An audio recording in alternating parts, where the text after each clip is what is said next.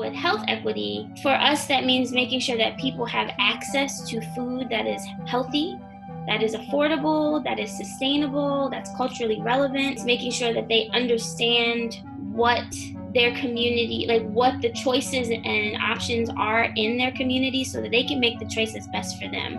So that looks like education, making sure people understand, well, what is nutrition? You can hear anecdotal stories of people, everybody knows somebody that has high blood pressure or diabetes or cancer, or is just struggling with their weight and the low quality of life. And it's all related to the fact that we don't have access to foods that are healthy in our community.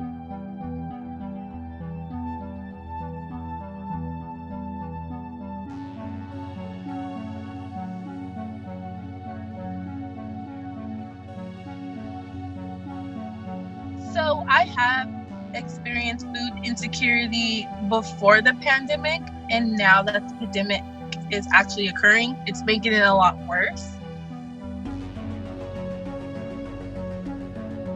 So I have to put myself out there and at risk just so that I can feed myself and my family.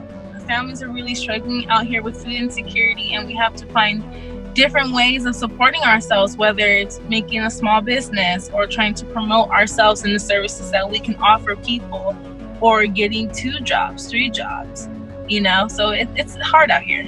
For me, I really didn't have a choice. It was either move out and move back home and have somewhat of a secure home to go to, or tough it out like many of the other families that are there and not pay rent, petition, protest just to stay with their children. So it's like fight or flight.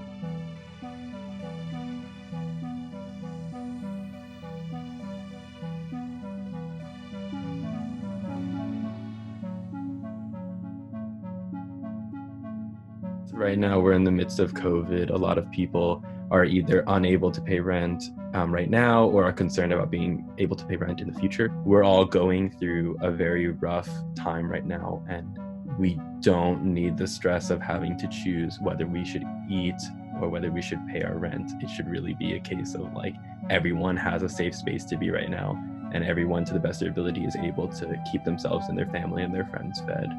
So a lot of the work is kind of getting people to be working with the community and working collectively to address these needs.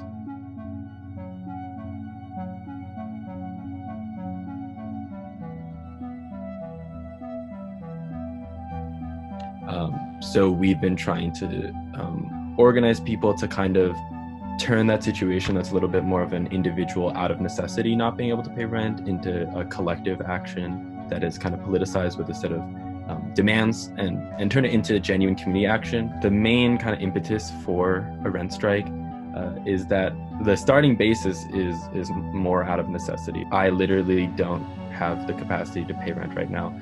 We all know that Westwood and Los Angeles in general are an incredibly expensive city to live in. And so if a lot of us are unable to work or are prevented from being able to work during this situation, or are having to deal with a lot of other crises that we maybe normally wouldn't have to, the already expensive rent is kind of an even bigger burden on us. The difference between me not paying rent and all of my neighbors not paying rent is a big difference. We're a lot more of a potent force that has to be acknowledged. No!